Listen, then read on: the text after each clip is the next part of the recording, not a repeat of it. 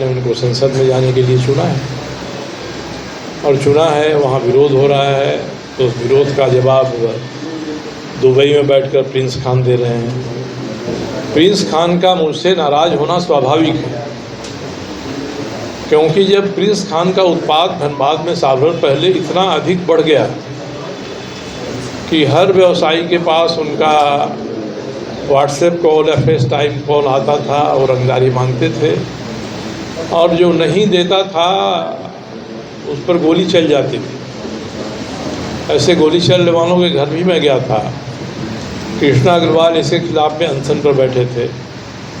Bharatiya Janata party का कोई एक नेता, सांसद, विधायक, पदाधिकारी उनके यहाँ गया नहीं। मैं 2 दिन के बाद गया, मुख्य सचिव से बात कराया और तय हुआ कि ये सरकार केंद्र की सरकार को लिखेगी कि आप प्रिंस खान जो दुबई भाग गया है टूरिस्ट वीसा लेकर यहाँ से, उसका प्रत्यावर्तन कराइए। और मैंने वो कागज़ आपको दे दिया है। मेरे ध्यानाकर्षण का जवाब जो सरकार ने दिया है, वह कागज़ मैंने आपको सॉफ्ट कॉपी में भेज दिया है, जिसमें यहाँ की सरकार ने, झारखंड की सरकार ने भारत के सरकार के गृह मंत्रालय को लिखा है। ये कहा है कि इसको वापस बुलाइए, इसका पासपोर्ट कैंसिल कराइए। 6 महीना हो गया। भारत सरकार ने क्या कार्रवाई किया है, जरा भाजपा के नेताओं को गृह मंत्री से पूछना चाहिए। और नहीं किया है तो क्या प्रिंस खान का उपयोग इस लोकसभा चुनाव में करने की इच्छा है भाजपा के स्थानीय नेताओं के यहाँ पर, इसलिए प्रिंस खान बढ़ चढ़ कर बोल रहे हैं। तो प्रिंस खान ने जो कल चुनौती दी है, मैं धमकी नहीं मानता हूँ, चुनौती मानता हूँ, उसको मैं स्वीकार कर रहा हूँ। और मैं भी अब जी जान से इसमें लग जाऊँगा कि हाथ में हथकड़ी और कमर में रस्सा लगाकर भारत की सरकार प्रिंस खान को दुबई से बुलाए और इसके जितने गुर्गों पर कार्रवाई इन्होंने अभी तक किया है, उसके बाद जो बचे हुए हैं सभी गुर्गों पर कार्रवाई करें। मैं चुनाव आयोग से भी बात करूंगा, नहीं तो धनबाद में लोकसभा का चुनाव शांतिपूर्ण नहीं हो सकता है। एक तो जो उम्मीदवार है उसकी धमकी अलग, उसके सहयोगी प्रिंस खान की धमकी अलग, और प्रिंस खान के साथ इनकी जेल में रहने के दौरान की दोस्ती है। उस पहले 2004 में एक जिंक कंपनी का स्क्रैप उठाने के मामले में प्रिंस खान के गुर्गों के साथ इनके छोटे भाई पर भी मुकदमा हुआ। तो इनकी दोस्ती, इनकी मित्रता, इनका साथ प्रिंस खान से पुराना है। जेल का भी है, जेल के बाहर का है, 6-7 साल का है। तो 2 धमकी देने वाले चुनाव में रहेंगे तो चुनाव कैसे निष्पक्ष हो, ये सोचना पड़ेगा चुनाव आयोग को। और भारत की सरकार चुनाव के बीच में ही दुबई से प्रत्यार्पण की संधि है भारत की सरकार की, वो संधि के आधार पर उसको मंगवाए, बुलवाए। दुबई में, यूएई में कहीं आदमी बैठा है और वो व्हाट्सएप कॉल कर रहा है, लोगों को धमका रहा है, और हम लोगों को भी धमकी देने की ज़रूरत इन्होंने किया है।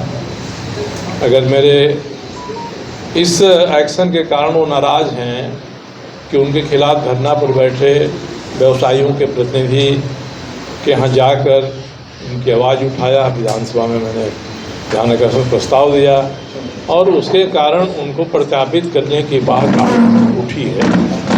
अगर ये इनकी नाराज़गी का कारण है तो उनकी नाराज़गी का कारण सही हो सकता है, मगर मुझे उन्होंने जो धमकी दिया है इसको मैं चुनौती मानता हूँ।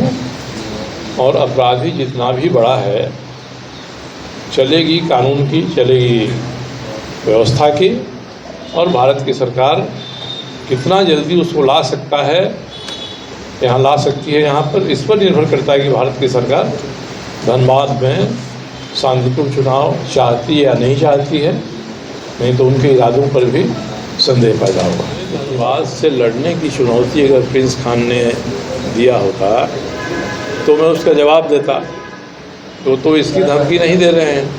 तो मामला तो संदर्भ इसी का है, एमपी चुनाव का है। एमपी चुनाव में और एमपी चुनाव के 1-2 साल पहले से धनबाद में जो परिस्थितियां उत्पन्न हुई हैं, वे परिस्थितियां इसका कारण हैं। और हमारे कई साथी बैठे हुए हैं। इन लोगों ने दौरा किया है धनबाद का, बोकारो का, सभी विधानसभा क्षेत्रों का। मैं भी जब धमकी मिली कृष्णा अग्रवाल को तो उनसे मिलने गया, उनके साथ खड़ा हुआ। मैं भी घूमा, भ्रमण किया। लोगों की मांग है, लोग चाहते हैं कि मैं आऊँ, चुनाव लड़ूँ। मैंने इनसे यही कहा, इसका लोग मजाक भी उड़ा रहे हैं। भाजपा के लोगों ने कल अपनी मीटिंग में मजाक उड़ाया, क्योंकि मैंने कहा था भैया मेरे पास पैसा नहीं है, इतना धन नहीं है कि मैं चुनाव में कूद जाऊं। आप धन की व्यवस्था करा दें, तन मन धन के साथ मुझे पुकारें, आप पुकारेंगे, मैं पीछे नहीं हटूंगा, ये मैंने कहा है उनको। और मैं चाहता हूं कि जो इंडी अलायंस है, इसमें ये सीट कांग्रेस को मिली है, और मैंने अपनी बात कांग्रेस के विधायक दल के नेता आलमगीर आलम साहब सहित कई लोगों तक पहुंचाया है।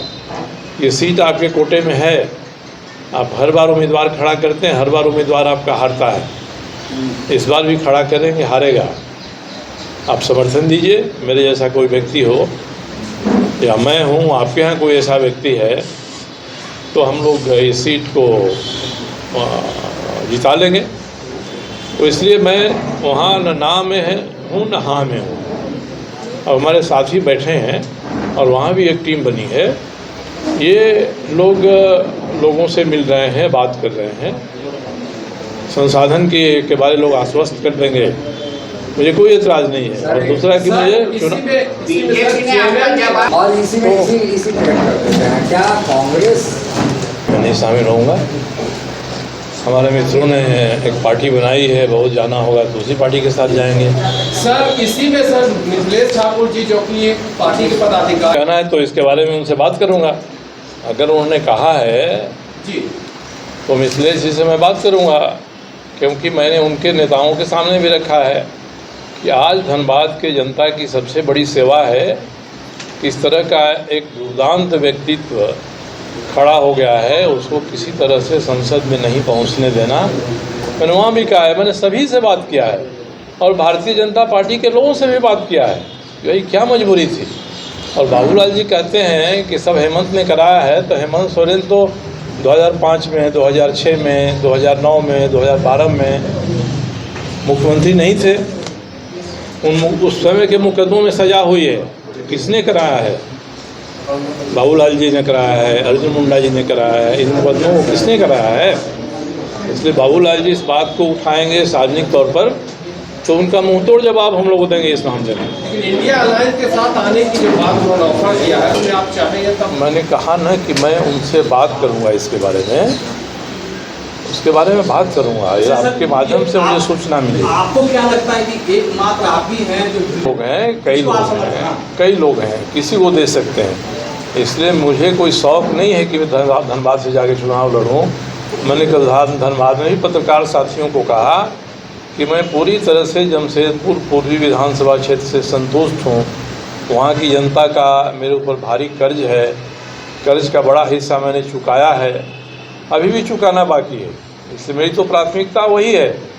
मगर जिन लोगों ने 2019 में जमशेदपुर पूर्वी में ऐसी स्थिति पैदा की थी तो मैं चुनाव जीता, उन्हीं लोगों की सह पर आज धनबाद में भी ये स्थिति पैदा हुई है, इसलिए मेरी विशेष रुचि उसमें है। तो क्या इंडिया गठबंधन के कोई भी प्रत्याशी में उनका समर्थन नहीं? ये देखिए, मैं भारतीय जनता पार्टी के विरुद्ध होने की बात नहीं, हम लोग एक सीट पर की बात कर रहे हैं। धनबाद सीट की बात कर रहे हैं। धनबाद सीट पे कोई योग्य उम्मीदवार आएगा, साबित करेगा कि नहीं योग्य है, मैं ज़रूर समर्थन करूँगा। मगर वहाँ भय से, डर से, आतंक से, पैसे के प्रलोभन से कोई उम्मीदवार खड़ा हो और 4 दिन हम समर्थन करें और 5वें दिन वही सरेंडर कर दे, तो इससे तो कोई फ़ायदा नहीं होगा। सर एक सवाल है, आप जो कह रहे देखिए, आज एक संवैधानिक पद पर हैं और बातचीत में इतनी मर्यादा तो रखनी चाहिए कि जो व्यक्ति संवैधानिक पद पर है उसके बारे में नाम लेकर सीधे कोई बात न कही जाए, क्योंकि वैसे पदों पर बैठे लोगों पर तो मुकदमा भी नहीं चल सकता है। नहीं तो ईडी के कई चार्जशीट में नाम है, उनके पीरियड में जो कारनामे हुए हैं, तो जब संविधान ने ये प्रोटेक्शन दिया है तो संविधान की अवहेलना करना, अपमान करना, ये हम लोगों का उद्देश्य नहीं होना चाहिए।